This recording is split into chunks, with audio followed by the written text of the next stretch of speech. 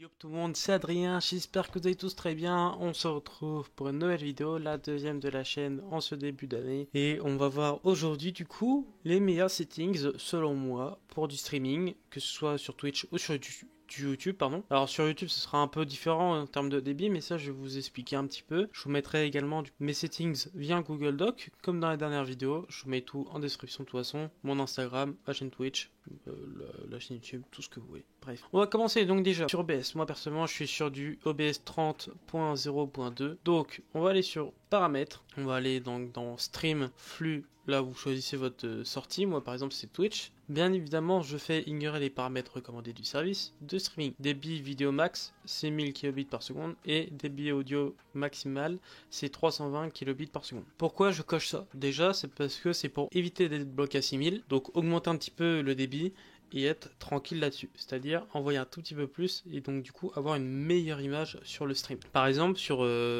Fortnite, notamment quand tu bouges beaucoup, même sur un jeu comme par exemple Call of, il y a beaucoup de données où il y a beaucoup de verdure, il y a beaucoup de choses comme ça a tendance de pixeliser. Plus tu augmentes ton débit, mieux c'est. Sachant que sur Twitch, normalement c'est limité à 6000, mais officieusement c'est 8000. Donc c'est pour ça que du coup je mets à 8000, sachant que je suis affilié. Au niveau de sortie, donc streaming, on met en encodeur audio Core Audio AAC, j'ai essayé ça par défaut. En encodeur vidéo j'ai mis NVENC, donc H264. Si vous avez le new, n'hésitez pas à le mettre, ça revient au même dans tous les cas. Au niveau du contrôle de débit, comme j'ai dit, c'est BR, donc je mets à 8000 en termes de débit. Comme ça moi je suis tranquille, sachant que en fait il va varier un petit peu. S'il n'a pas besoin de beaucoup de débit, il va envoyer un peu moins, les traits légèrement moins. Et s'il a besoin d'un peu plus, il va augmenter jusqu'à 8005 il me semble. Intervalle d'image clé, donc là j'ai mis à 2 parce que c'est recommandé pour du YouTube ou pour du Twitch. En pré-réglage j'ai mis P4. En soi je pourrais augmenter à P5, mais comme j'avais déjà dit dans la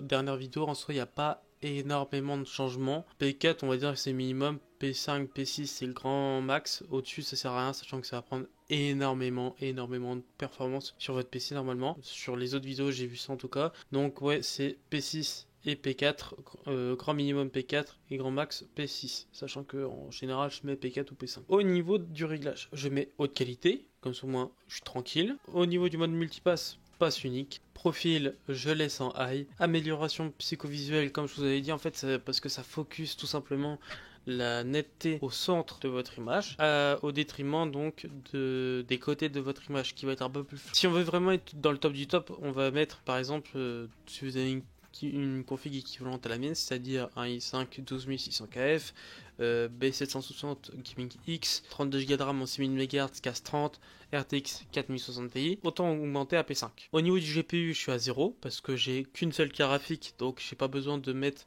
le streaming sur une seule de graphique, et non maximal de biframe j'ai laissé à 2, je sais pas vraiment à quoi ça pourrait correspondre, mais du coup je laisse quand même à 2. Je reviens vite fait sur GPU, par exemple si vous en avez plusieurs des graphiques, c'est-à-dire par exemple on va mettre de 2080 ou de 2080 Ti en SLI, vous voulez jouer sur une des cartes graphiques et sur la deuxième vous voulez juste encoder, c'est possible, c'est juste l'encodage là-dessus, vous allez régler. En gros 0 c'est désactivé, 1 c'est la première et 2 c'est la deuxième.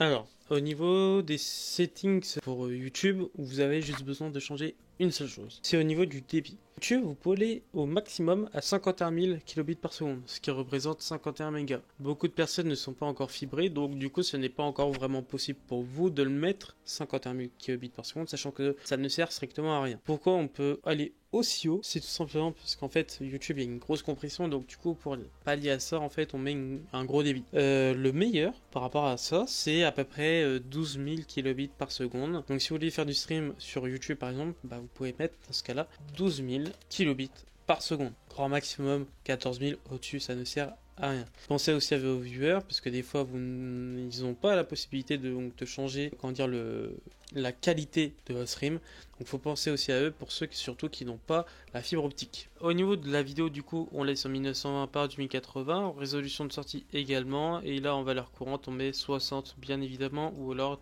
de valeur entière on met 60. vous faites appliquer, ok. Ce qui est sympa aussi, moi ce que je fais c'est dans avancer, c'est activer l'accélération matérielle de la source navigateur, ça évite de prendre un petit peu plus de performance, et comme ça au moins on est tranquille. Raccourci j'ai mis à part pour de l'enregistrement du F9, sinon j'ai pas grand chose d'autre. Audio bien évidemment, vous allez bien mettre votre casque en principal, et votre micro ou alors votre casque s'il fait micro casque. Fréquence d'échantillonnage 48 MHz, canaux stéréo, et puis en général ça va être à peu près tout. C'est tout ce que j'ai moi personnellement. J'espère que la vidéo vous aura plu, c'est une vidéo assez courte mais en même temps il n'y a pas grand chose à dire.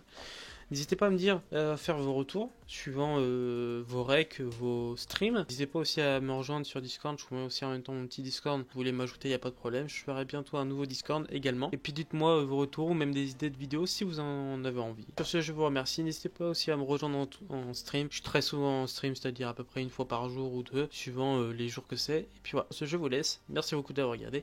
Et encore une bonne année. Salut tout le monde. Ciao, ciao.